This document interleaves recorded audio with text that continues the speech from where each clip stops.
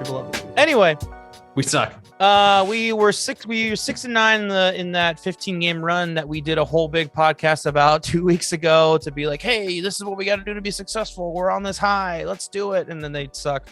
They're 2-8 in their last 10.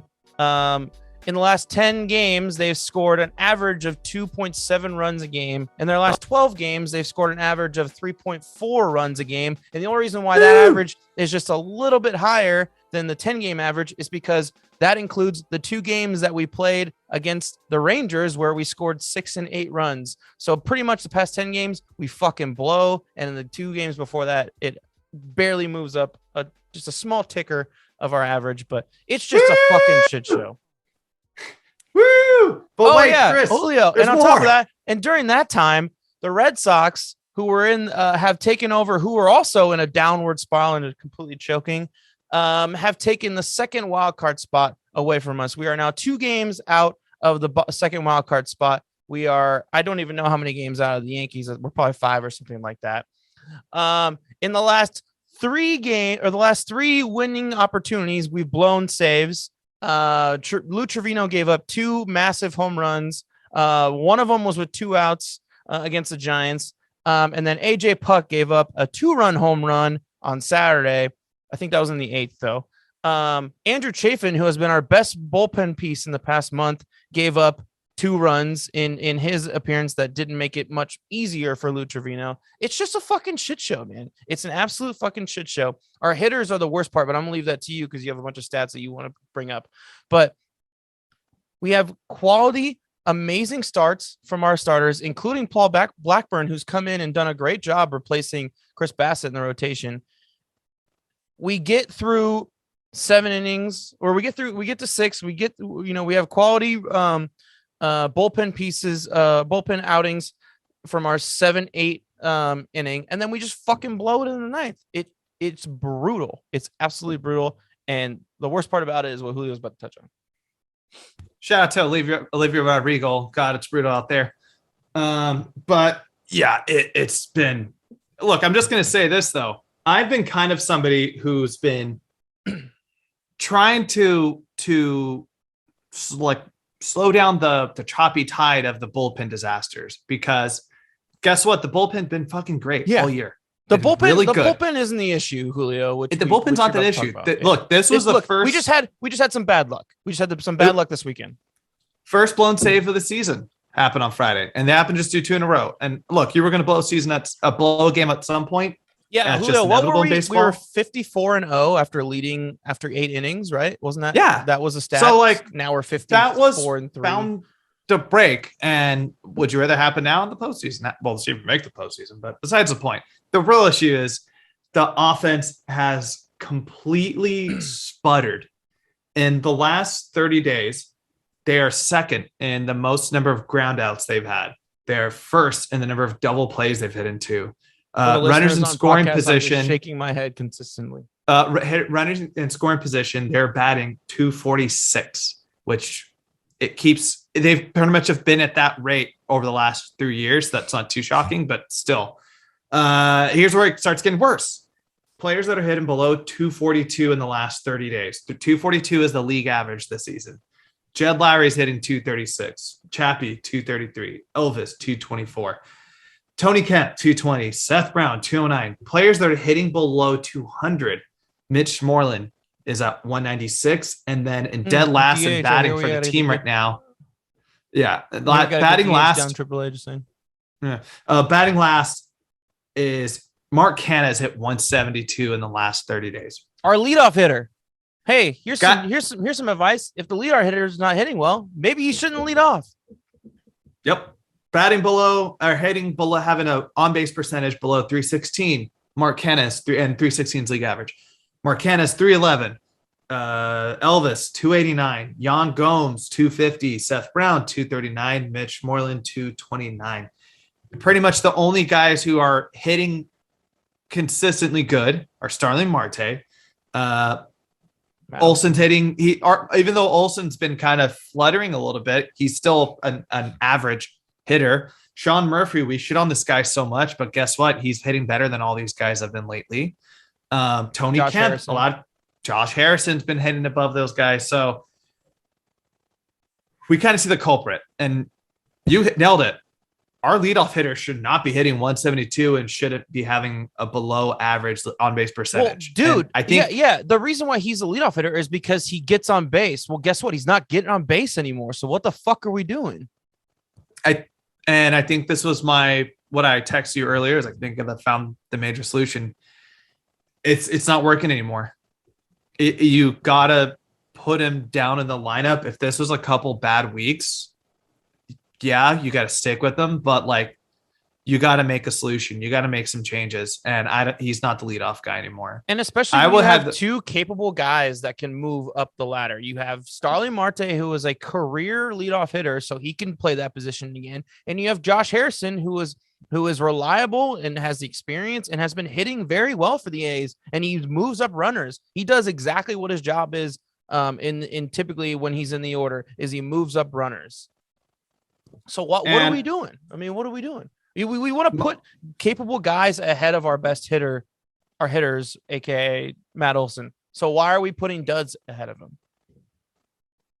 It's frustrating. And this was kind of one of the points I was making when they went on this 15-game run, this 15 consecutive game. Like, you got to be innovative, like spice things up a little bit. And it seemed like towards the back end, it was just the only thing that was different was Ollie was DHing yesterday, which, like, great, you get him a day of rest on his legs, at least on the field, but it's just not there. And it's frustrating. This is the reason why you made these moves, the deadline, so you could have versatility. You could do these things. You don't have to stick to the same format all season and be kind of like, handcuffed to it. Like, and then the biggest issue is the DH spot. Like, it's been kind of limping along with Mitch Moreland all season. He hasn't quite, he granted he did have some injuries early on, but it's not working. And what do you know? We got our good old friend Chris Davis down in AAA, who's been killing it. Yes, he went 0 for 5 until that walk-off.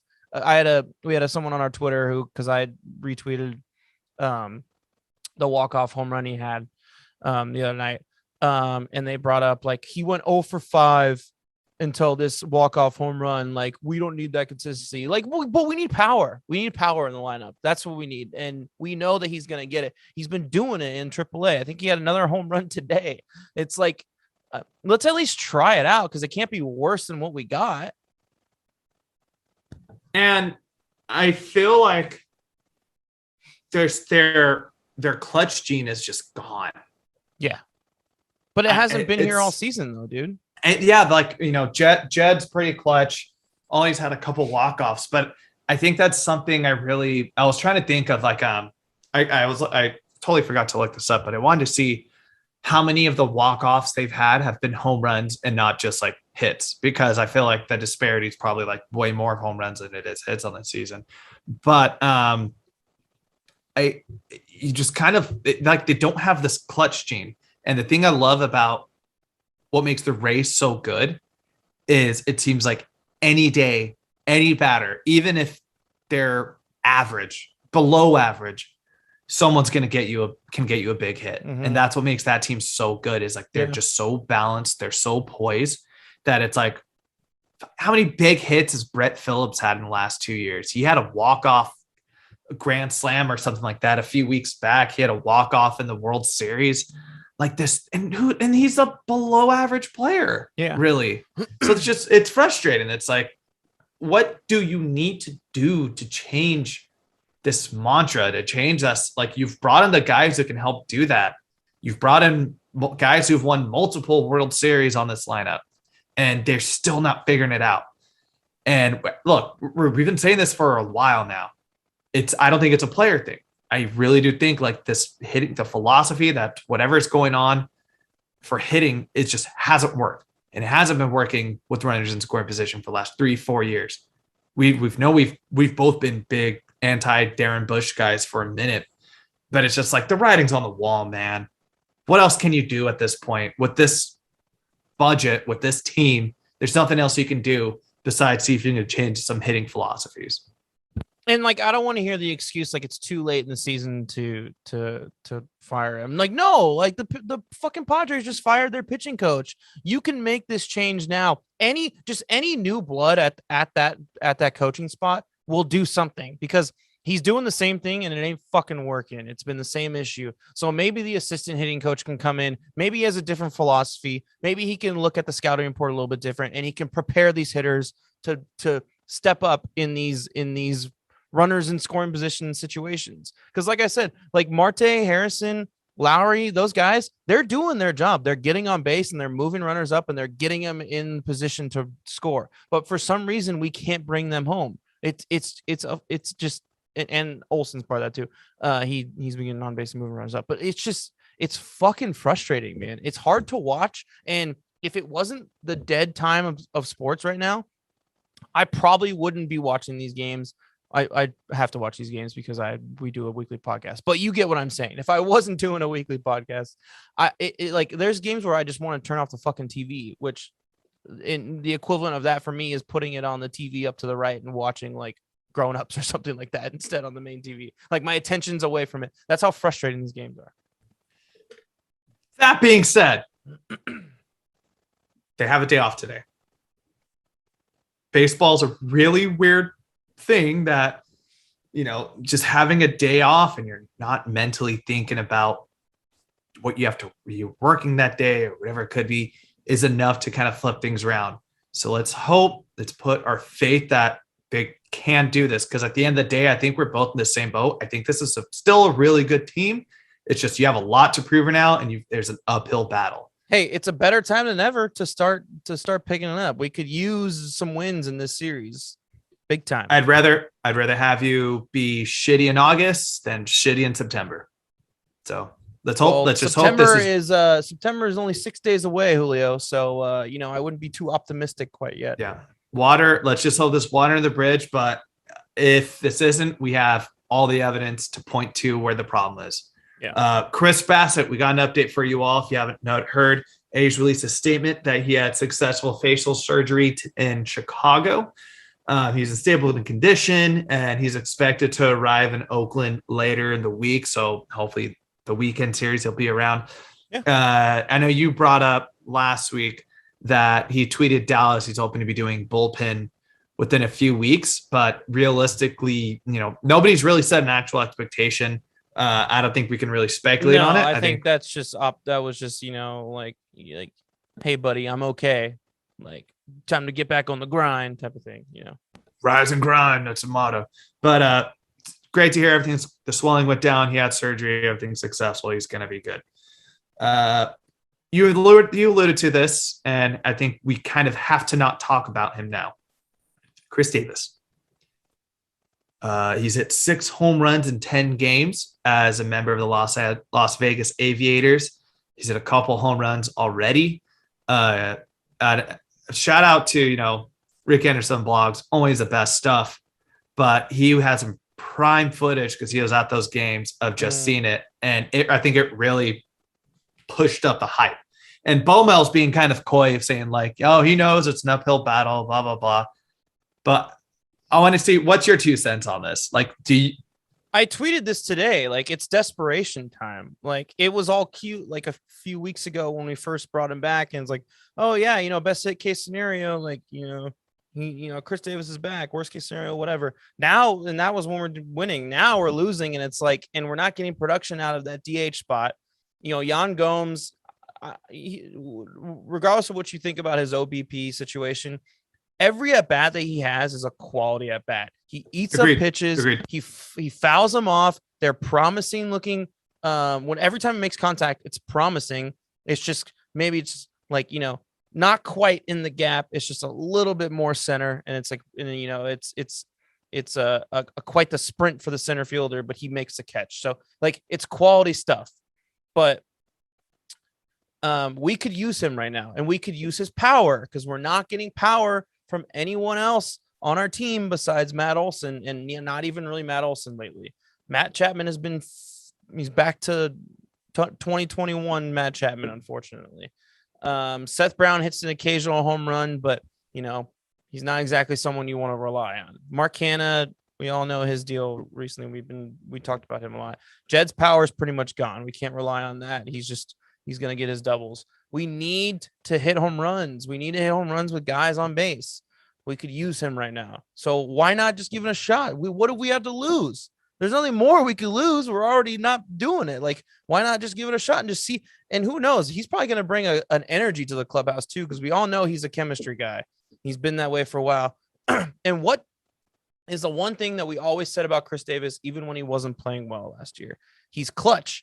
In those playoff games, he's one of the only people who ever come up big with clutch hits. We could use that right now. And, I kind of want to double down on what you were saying about home run numbers.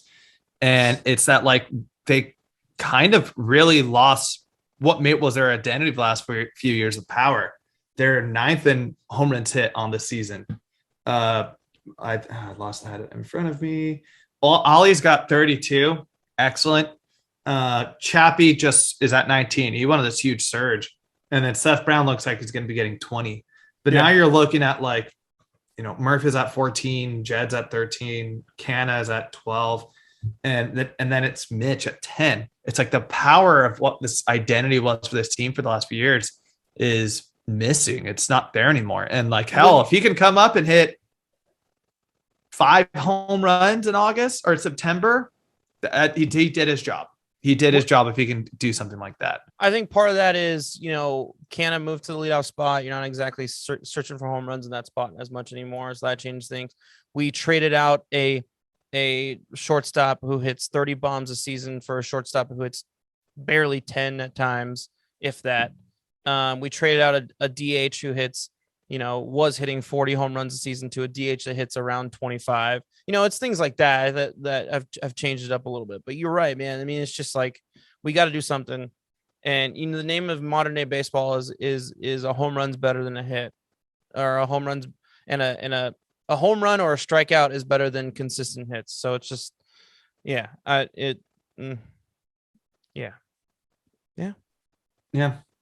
So let's see. My money is on. We're going to see him back in Oakland at some point. I think you have to. I think if you're Bob Melvin, you especially if we don't do well in this series, like at that point you have to. Last thing, feel the pressure at least.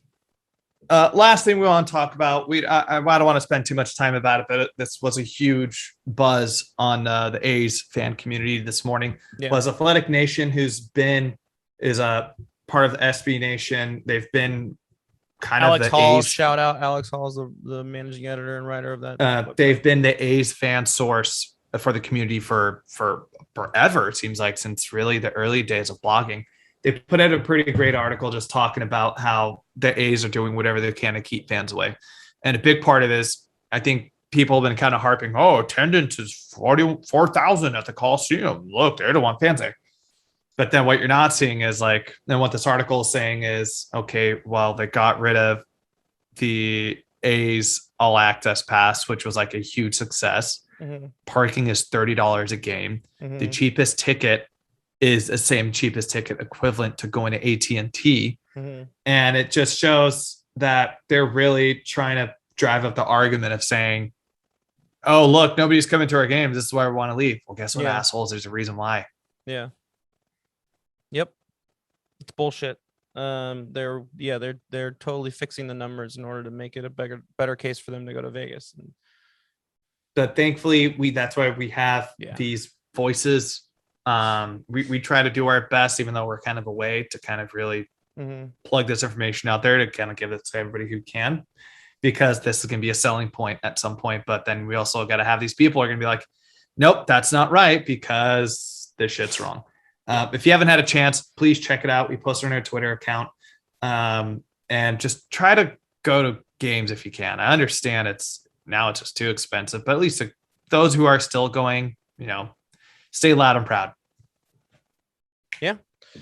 All right. Well, on that note, we're going to take a break, and we'll be right back. Robbie's going to join us. We're going to talk about the Yankees series. Talk about some Yankees players to watch out for, what has led to their success recently, and just their fan perspective. So stick around, and we'll be right back.